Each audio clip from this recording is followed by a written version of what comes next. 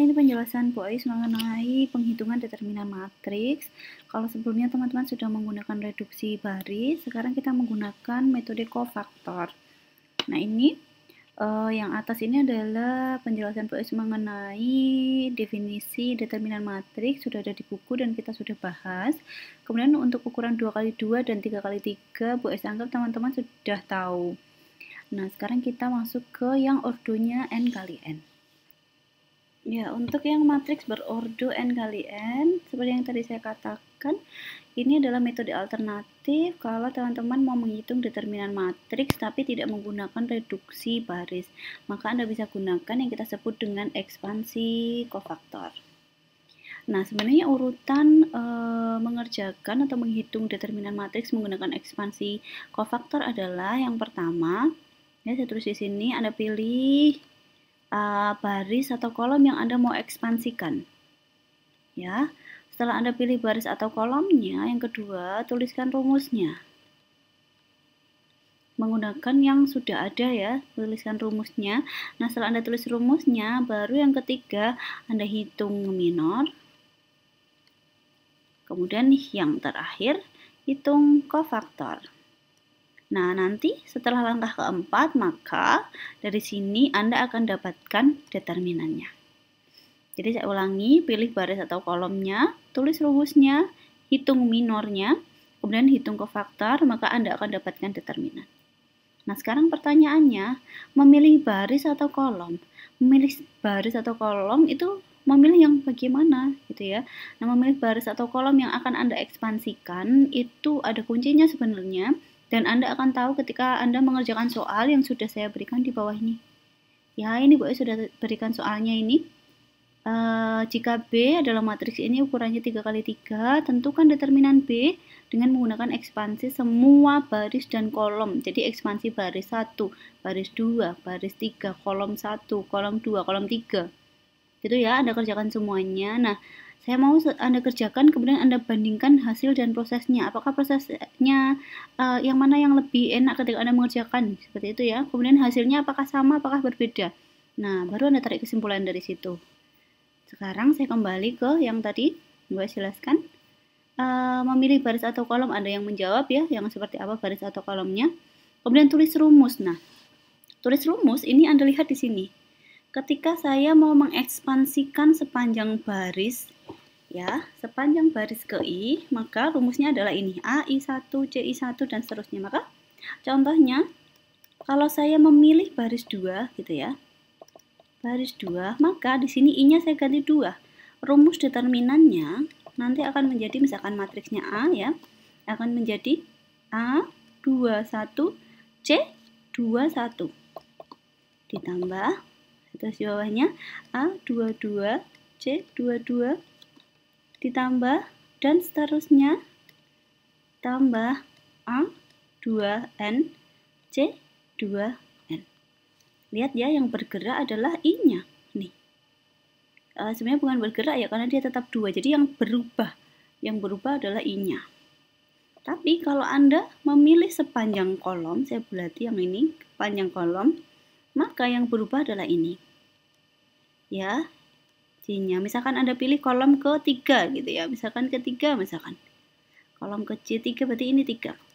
A13, C13, dan seterusnya gitu. Ada yang lanjutkan. Nah, ini menulis rumus. Kemudian hitung minor. Ya. Minor itu apa? Minor adalah, kita lihat di sini. MIC adalah determinan dari matriks yang diperoleh dengan menghapus baris ke I dan kolom ke J dari A. Jadi, kalau saya punya M11, ini adalah determinan matriks yang diperoleh dengan hapus baris ke 1, kolom ke 1. Nanti kalau M23 misalkan ya, berarti determinan matriks dengan menghapus baris ke 2, kolom ke 3. Nah, M itu nanti akan berhubungan dengan C. Nah ini setelah hitung minor, hitung kofaktor. Nah minor dan kofaktor ini yang Anda hitung adalah yang Anda butuhkan dari rumus ya, karena tadi Anda tulis rumus dulu. Nah misalkan Anda butuh C11 nih, maka saya tulis di sini C11 adalah rumusnya min 1 pangkat 1 ya. Ini I, ini J. Ini I, ini J ya, dikalikan dengan M, I, J. 1 juga. Jadi ini 1 ini 1. Ini juga. Nah, ini 3 angka yang berkaitan.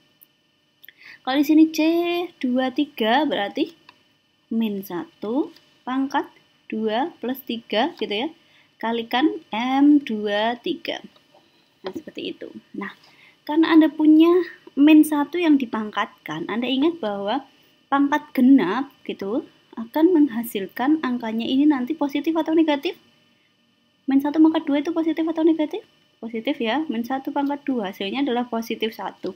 Sementara kalau ini Anda punya 2 plus 3, 5 ya. Min 1 pangkat 5, ini hasilnya adalah negatif 1. Maka tadi ada yang bertanya ya, Linda tadi ya.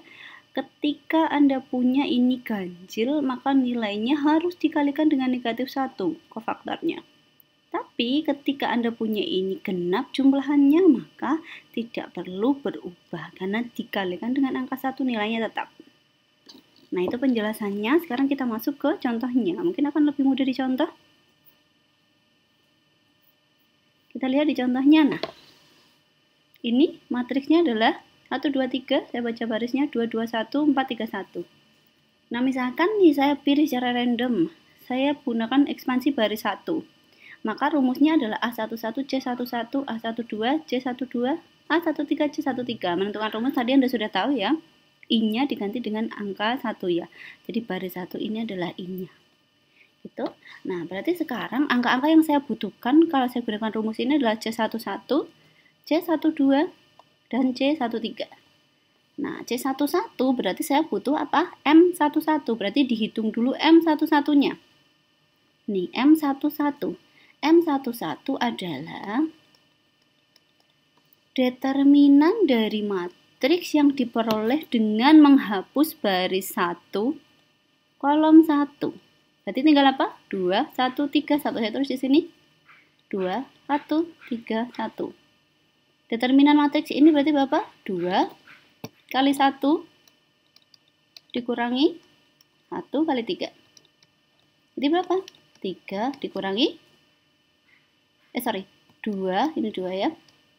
2 dikurangi 3. Jadinya berapa? Negatif 1. Dan ingat, 1 tambah 1 karena ini I-nya dan J-nya 1, berarti kalau dijumlahkan genap, maka min 1-nya tetap. Lihat ini, 1, 3. Kalau dijumlahkan ganjil, asalnya negatif 2, maka kofaktornya menjadi 2. Karena apa? Min 2 kali min 1. Sekarang lihat, kalau ini 1, 3. 1 tambah 3. Genap ya, maka angkanya harusnya tetap. Oh iya, ini min 2, dia tetap negatif 2. Seperti itu. Kenapa? Karena min 2 kalikan 1. Karena tadi kofaktor diperoleh dengan mengalikan min 1 pangkat I plus J. Nah, kalau Anda sudah punya seperti ini, tinggal dikalikan aja, masukkan ke rumus A11 itu berapa angkanya? Dari matriks A, elemennya 1, ya, adalah angka 1. A12, angka 2. A13, angka 3. Ini dikalikan 1, ini kalikan 2, kalikan 3. Jadi ini dapat dari min 1 kali 1, ini seperti ini. Terus yang 4 ini dapat dari 2 kali 2. Yang min 6 dapat dari 3 kali min 2, seperti ini. Jelas ya? Nah, nanti teman-teman saya mintakan Anda ekspansikan semua baris dan kolom di sini. Ya, Anda bandingkan hasil dan prosesnya, nanti beritahukan ke Bu Ais dan teman-teman yang lain, Anda share hasilnya. Kesimpulannya seperti apa sih? Prosesnya yang paling mudah seperti apa? Gitu ya.